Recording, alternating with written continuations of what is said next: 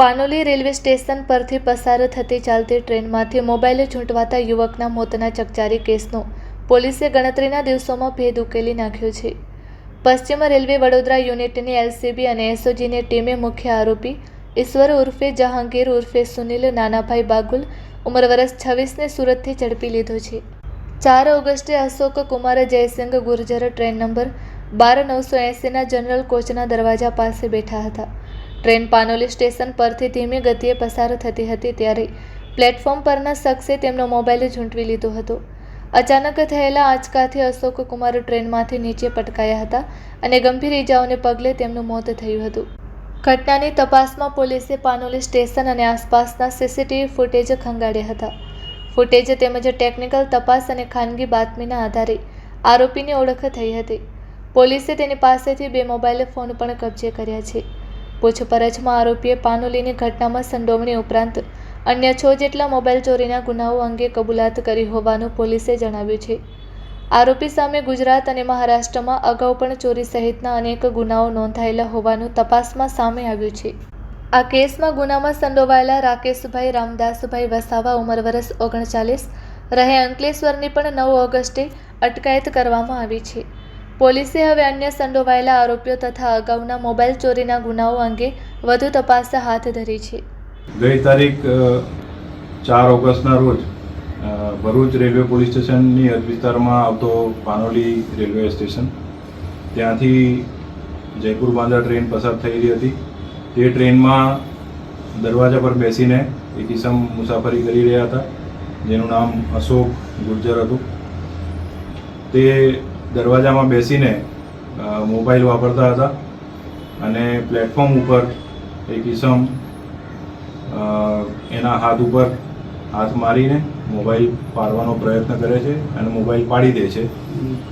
જે અરસામાં જે અશોક ગુર્જર છે એ ટ્રેનમાંથી દરવાજામાં બેસેલા હતા તે ત્યાંથી ટ્રેનમાંથી પડી જાય છે પ્લેટફોર્મ ઉપર અને ટ્રેનની નીચે આવીને કપાઈ જવાથી એનું મૃત્યુ થાય છે. જે બાબતની જાણ ભરૂચ રેલવે પોલીસને તેમજ અમને બધાને થતાં આ કામે ફરિયાદીના જે મરણ જનાર છે એના સંબંધીઓની શોધખોળ કરી એમનો સંપર્ક કરી એમની ફરિયાદ લઈને ભરૂચ રેલવે પોલીસ સ્ટેશનમાં અજાણ્યા આરોપીઓ વિરુદ્ધ બીએનએસની કલમ 105 મુજબ ગુનો નોંધવામાં આવેલ. સદર ગુનો જે છે એ 10 વર્ષથી આજીવન કેદ સુધીની સજાની જોગવાઈવાળી કલમો એમના લગાવવામાં આવી છે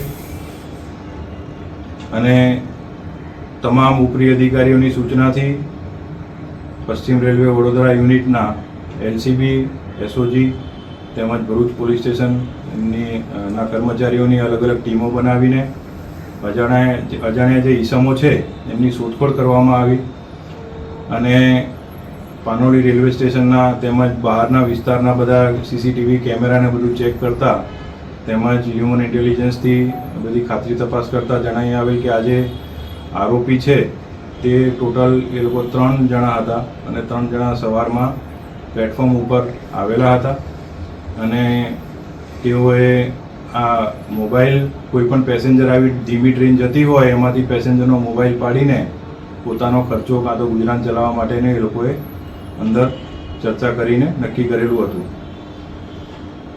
જે આરોપીઓ છે એમના સીસીટીવી ફૂટેજ પરથી એમની ઓળખ કરવા માટે થઈને અલગ અલગ દિશાઓમાં તેમજ સમગ્ર સુરત ડિવિઝનમાં વડોદરા ડિવિઝનમાં રતલામ દાહોદ સુધી અને આ બાજુ તમારે નંદુરબાર વ્યારા સુધી તેમજ વાપી સુધી જેટલા પણ ટ્રેનમાં ફરતા ફેરિયાઓ છે તેમજ જે અન્ય પ્લેટફોર્મ ઉપર જે વેન્ડર્સ છે એ બધાની પૂછપરછ કરીને તેમજ અન્ય જે ડેઇલી મુસાફરો છે એમની પૂછપરછ કરીને આ આરોપીની ઓળખ કરવામાં આવી.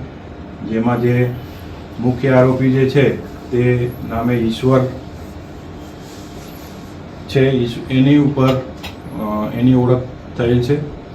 જે ઈશ્વર જે આરોપી છે મૂળ દોંડાઈચાનો વતની છે મહારાષ્ટ્રનો અને વર્ષોથી એ અહીંયા સુરત ભરૂચ વડોદરા રેલવેની હદ વિસ્તારમાં રેલવેના વિસ્તારમાં એનું કાર્યક્ષેત્ર છે અને એમાં છૂટક ફેરી કરી મજૂરી કરી એનું ગુજરાન ચલાવે છે અને રખડતો ભટકતો ઈસમ છે. આ આરોપીની ઓળખ થયા પછી એનું ગુનાહિત ભૂતકાળ બાબતે તપાસ કરવામાં આવી છે, જેમાં એની ઉપર કુલ ગુના ભૂતકાળમાં નોંધાયેલા છે. ભૂતકાળમાં એ સુરત શહેર પોલીસ સ્ટેશન સુરત શહેરમાં પણ એના ઉપર પાસા પણ કરવામાં આવેલી હતી. નંદુરબારમાં એક ગુનામાં મોબાઈલ ચોરીના ગુનામાં તે હાલમાં વોન્ટેડ પણ છે અને એલસીબી અને એસઓજીની ટીમે એને ગણતરીના દિવસોમાં એ ગુના બન્યા પછી 3-4 દિવસમાં જ અમે એને શોધી કાઢી પકડી લીધેલ છે. એ ચલથાણ રેલવે સ્ટેશન પર આવવાના હતો એવી બાતમી મળતા ત્યાંથી ક્રાઇમ બ્રાન્ચ અને એસઓજીની ટીમે એને પકડી લીધેલ છે અને તેની ડીપમાં પૂછપરછ કરતા તેણે બીજા અન્ય 6 જેટલા મોબાઈલ આ રીતે ચોર્યા હોય તેની પણ કબૂલાત કરી છે, જે બાબતની અલગથી તપાસ કરવામાં આવી રહી છે. આ જે ફૂટેજ છે એની અંદર પછી વધુ તપાસ કરતા આ લોકો જે 3 આરોપીઓ છે એ પૈકી બીજો આરોપી પણ મળી આવેલ છે. રાકેશ યાદવ નામ છે, વસાવા છે એનું નામ, અને એ રાકેશ વસાવાને પણ ભરૂચ પોલીસે પકડીને એને પણ અટક કરવામાં આવેલ છે. તેમજ આજે મુખ્ય આરોપી ઈશ્વર છે એને પણ ગુનાના કામે એરેસ્ટ કરવામાં આવેલ છે અને વધુ તપાસ કરીને એમના રિમાન્ડ લઈને આગળની કાર્યવાહી કરવામાં આવી રહી છે.